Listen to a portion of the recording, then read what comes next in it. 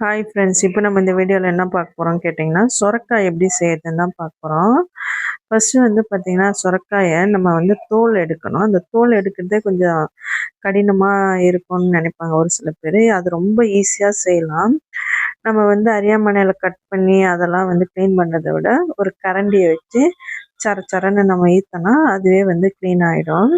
இதுக்கு தேவையான பொருட்கள்லாம் என்னன்னு பார்த்தீங்கன்னா, கடுகு, அதுக்கப்புறம் மல்லாட்டப்பயிறு, அதுக்கப்புறம் ஒரு காஞ்ச மிளகா, எண்ணெய், கொஞ்சோண்டு ஒரு 50 கிராம் பால், பச்சை பால் தான் இது, மாட்டுப்பால். இது வந்து பார்த்திங்கன்னா நம்ம எப்படி செய்யறதுன்னு ஃபஸ்ட்டு பார்த்துடலாம். எண்ணெய் ஊற்றி நம்ம வந்து கடுகு போட்டுட்டு, அடுத்தது காஞ்ச மிளகா போட்டு நல்லா வறுத்து எடுத்துக்கணும். இது பார்த்திங்கன்னா நமக்கு சுரக்காய் பார்த்திங்கன்னா ரொம்ப வந்து நமக்கு வந்து நீர் காய்கறி இது. அது மட்டும் இல்லாமல் இதில் 96% வந்து நமக்கு நீர்ச்சத்து இருக்குது. இது பார்த்திங்கன்னா நமக்கு உடலுக்கு வந்து குளிர்ச்சியாகவும் புத்துணர்ச்சியாகவும் வச்சிருக்க உதவுது. அது மட்டும் இல்லாமல் பார்த்திங்கன்னா உடல் எடையை வந்து மெயினாக குறைக்கிறது, சிறுநீரக கோளாறுகளை வந்து சரி செய்யுது, மலச்சிக்கலை போக்குது. அது மட்டும் இல்லாமல் இது வந்து பார்த்திங்கன்னா நம்ம ஈஸியான இன்க்ரீடியன்ட். இது சீக்கிரமாகவே டக்குன்னு செஞ்சிடலாம்.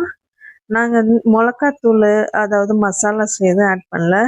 ரொம்ப சிம்பிளான இன்க்ரீடியன்ட். காஞ்ச மிளகா வறுத்து அதில் கொட்டி நம்ம வந்து தோலை ரிமூவ் பண்ணிவிட்டு அப்படியே வந்து தண்ணி மட்டும் கொஞ்சம் லைட்டாக ஆட் பண்ணி, தண்ணி வந்து நீர் சத்து அதிலே இருக்குதுன்றதுனால தண்ணி அதிலே விடும்.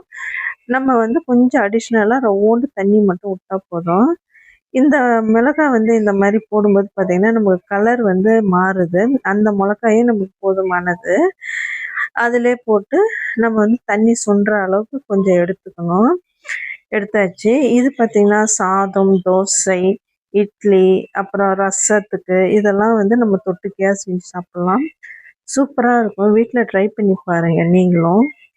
இது பார்த்திங்கன்னா நம்ம வந்து நிறைய பேருக்கு பார்த்திங்கன்னா இந்த சுரக்காய் பார்த்திங்கன்னா பிடிக்காது. இந்த மாதிரி ஒரு சுவையில் நீங்கள் செஞ்சு சாப்பிடும்போது பார்த்திங்கன்னா நம்ம வந்து வேர்க்கடலையும் இதில் ஆட் பண்ணுறோம்.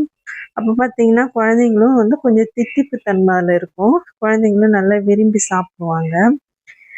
இதை வந்து நல்லா வந்து மசிச்சு எடுத்துக்கணும். நம்ம வந்து மசித்து எடுத்துட்டு மல்லாட்டப்பயிரை வந்து அதில் தூவி எடுத்துக்க வேண்டியதான்.